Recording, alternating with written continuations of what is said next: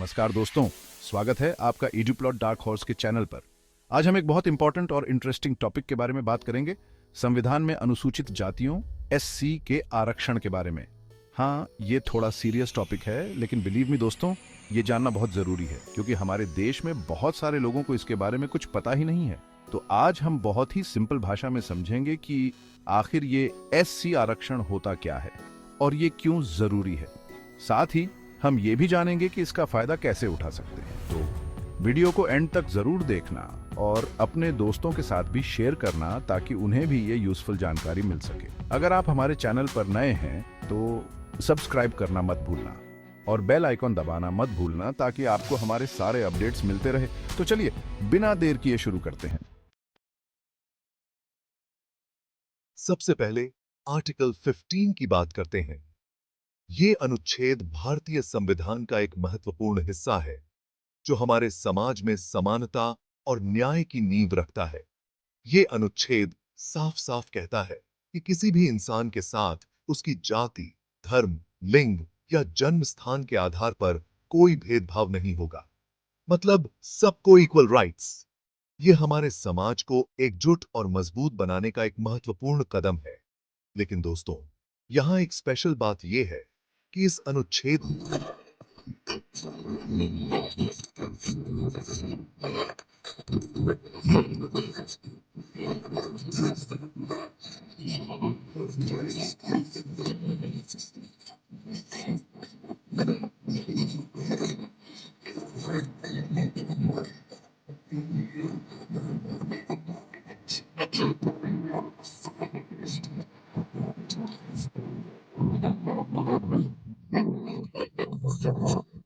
नहीं, बल्कि आर्थिक और शैक्षिक स्तर पर भी था। उन्हें पढ़ाई, नौकरी और समाज में बराबरी का मौका नहीं मिला। इस वजह से ये समुदाय समाज के मुख्य धारा से पीछे रह गए। तो ये जो खास नियम है, ये उनके लिए एक तरह से समानता का मौका देने का तरीका है। ये नियम उन्हें शिक्षा, रोजगार और सामाजिक सम्मान में बराबरी का अवसर प्रदान करते हैं। मान लो कि एक रेस हो रही है जिसमें कुछ लोगों को शुरू में ही बहुत पीछे से दौड़ना पड़ रहा है। ये स्थिति उनके लिए बहुत ही अनुचित होगी। तो क्या ये उनके साथ सही होगा? बिल्कुल नहीं। इसलिए ये खास नियम बनाए गए हैं ताकि सभी को समान अवसर मिल सके। इसीलिए एससी और एसटी के लिए ये खास नियम बनाए गए हैं ताकि उन्हें भी जिंदगी की रेस में आगे बढ़ने का बराबर मौका मिल सके। ये नियम उन्हें सशक्त बनाने और उनके आत्मविश्वास को बढ़ाने का काम करते हैं। ये उनके साथ हुए गलत को सुधारने का एक तरीका है। ये नियम हमारे समाज को और भी न्यायपूर्ण और समावेशी बनाने की दिशा में एक महत्वपूर्ण कदम है। हमें इन नियमों का सम्मान करना चाहिए और एक समान और न्यायपूर्ण समाज के निर्माण में योगदान देना चाहिए। अब बात करते हैं आर्टिकल 16 की। ये अनुच्छेद भारतीय संविधान का एक महत्वपूर्ण हिस्सा है जो सरकारी नौकरियों में समानता और न्याय सुनिश्चित करने के लिए बनाया गया है। ये अनुच्छेद भी बहुत इंपॉर्टेंट है क्योंकि ये सरकारी नौकरियों में बराबरी का हक क्यों देता है। इसका मतलब है कि हर व्यक्ति को, चाहे वह किसी भी जाति, धर्म या लिंग का हो, सरकारी नौकरी पाने का समान अधिकार है। सरकारी नौकरियों में बराबरी का हक क्यों देना बहुत जरूरी।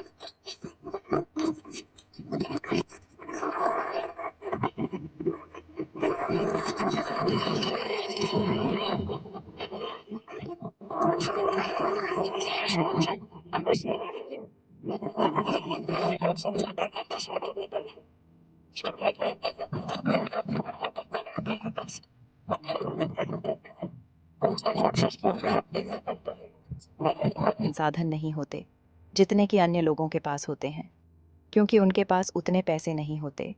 उन्हें उतनी सुविधाएं नहीं मिल पाती जितनी कि दूसरे लोगों को। उनके पास अच्छे स्कूल, कोचिंग क्लासेस और अन्य सुविधाएं नहीं होती जो कि नौकरी की तैयारी में मददगार साबित होती हैं।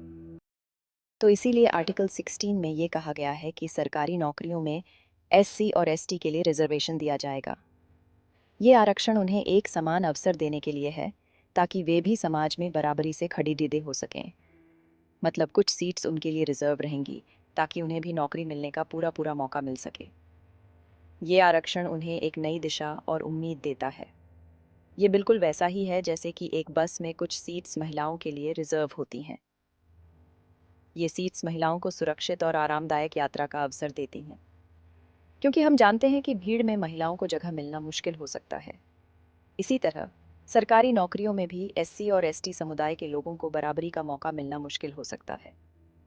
तो उसी तरह से ये रिजर्वेशन भी एससी और एसटी के लोगों को नौकरी में बराबरी का मौका देने का एक तरीका है। ये उन्हें समाज में एक समान स्थान दिलाने की दिशा में एक महत्वपूर्ण कदम है। चैप्टर 3 अनुच्छेद 46 पढ़ाई और तरक्की। अब बात करते हैं आर्टिकल 46 की। ये अनुच्छेद पढ़ाई और पैसे को लेकर है। हम सब जानते हैं कि पढ़ाई और पैसा ये दोनों ही जिंदगी में आगे बढ़ने के लिए बहुत जरूरी है। लेकिन दोस्तों, साउथ कैरोलिना और एसटी समुदाय के बहुत से लोगों को ये सुविधाएं नहीं मिल पाती। उनके बच्चे अच्छे स्कूल्स में नहीं पीआरएच पाते और उनके पास बिजनेस शुरू करने के लिए पैसे नहीं होते। तो इसीलिए आर्टिकल 46 में सरकार को यह कहा गया है कि वो एससी और एसटी की पढ़ाई और कमाई को बेहतर बनाने के लिए कुछ खास कदम उठाए। इसके लिए सरकार बहुत से काम कर रही है, जैसे कि एससी और एसटी के बच्चों को स्कॉलरशिप देना, उनके लिए फ्री स्कूल्स खोलना और उन्हें कम ब्याज पर लोन देना ताकि वो अपना बिजनेस शुरू कर सकें। ये सब इसलिए किया जा रहा है ताकि एससी और एसटी समुदाय के लोग भी पीआरए लिखे बने और पैसे वाले बने। चैप्टर 4 पहचान और सूची। अनुच्छेद 351 और 342 पहचान और लिस्ट। ये अनुच्छेद भारतीय संविधान का एक महत्वपूर्ण हिस्सा है। अब बात करते हैं आर्टिकल 341 और 342 की। ये दोनों अनुच्छेद थोड़े टेक्निकल हैं, लेकिन समझना जरूरी है। ये अनुच्छेद उन समुदायों की पहचान और सूची बनाने के लिए हैं जिन्हें विशेष अधिकार और सुविधाएं दी जाती हैं। देखिए, एससी और एसटी के लिए जो भी खास नियम बनाए गए हैं, उनका फायदा सिर्फ उन्हीं लोगों को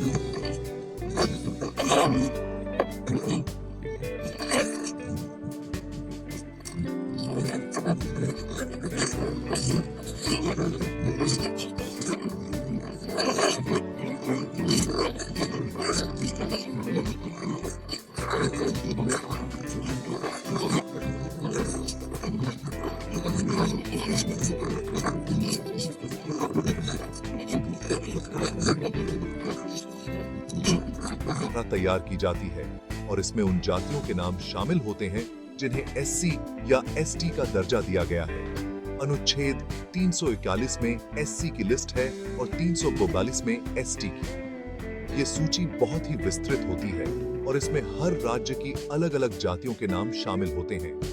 ये लिस्ट सरकार बनाती है और इसमें ये लिखा होता है कि कौन-कौन सी जाति एससी मानी जाएगी और कौन-कौन सी एसटी। ये सूची समय-समय पर संशोधित भी की जाती है। ये लिस्ट समय-समय पर बदलती भी रहती है, क्योंकि कभी-कभी कुछ नई जातियों को भी एससी या एसटी का दर्जा दे दिया जाता है। इसके लिए सरकार एक विशेष प्रक्रिया अपनाती है, जिसमें विभिन्न मानदंडों का पालन किया जाता है। तो अगर आप जानना चाहते हैं कि आपकी जाति एससी या एसटी की लिस्ट में आती है या नहीं, तो आप सरकार की वेबसाइट पर जाकर देख सकते हैं। वहां पर आपको पूरी जानकारी मिल जाएगी और आप आसानी से अपनी जाति की स्थिति जान सकते हैं।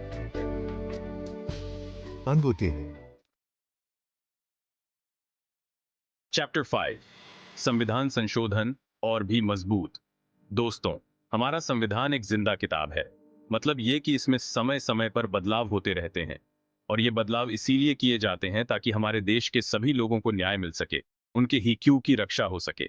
इसी तरह एससी और एसटी के हिक्यू को और भी मजबूत बनाने के लिए भी संविधान में कई बार बदलाव किए गए हैं।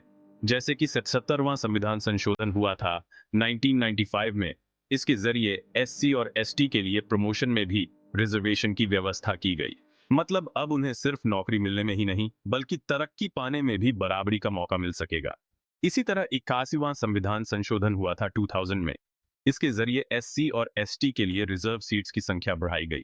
तो दोस्तों, ये थे कुछ इंपॉर्टेंट संविधान संशोधन जो एससी और एसटी के हिक्यू को और भी मजबूत बनाते हैं। तो दोस्तों, ये थी कुछ जरूरी बातें एससी रिजर्वेशन के बारे में। उम्मीद है कि अब आप इस टॉपिक को अच्छे से समझ गए होंगे। लेकिन दोस्तों, ये तो बस थोड़ी सी जानकारी है। इस बारे में और भी बहुत कुछ जानने लायक है। तो अगर आप चाहते हैं कि हम इस पर और वीडियोस बनाएं, तो हमें कमेंट में जरूर बताना। साथ ही इस बारे में आप क्या सोचते हैं, ये भी हमें जरूर बताना। क्या आपको लगता है कि एससी रिजर्वेशन जरूरी है? क्या इसमें कुछ बदलाव होने चाहिए? हमें कमेंट में जरूर बताना। अगर आपको ये वीडियो पसंद आया हो तो इसे लाइक और शेयर जरूर करना, और ऐसे ही मजेदार और जानकारी वाले वीडियोस देखने के लिए हमारे चैनल को सब्सक्राइब करना मत भूलना। मिलते हैं अगले वीडियो में। तब तक के लिए धन्यवाद और खुश रहिए।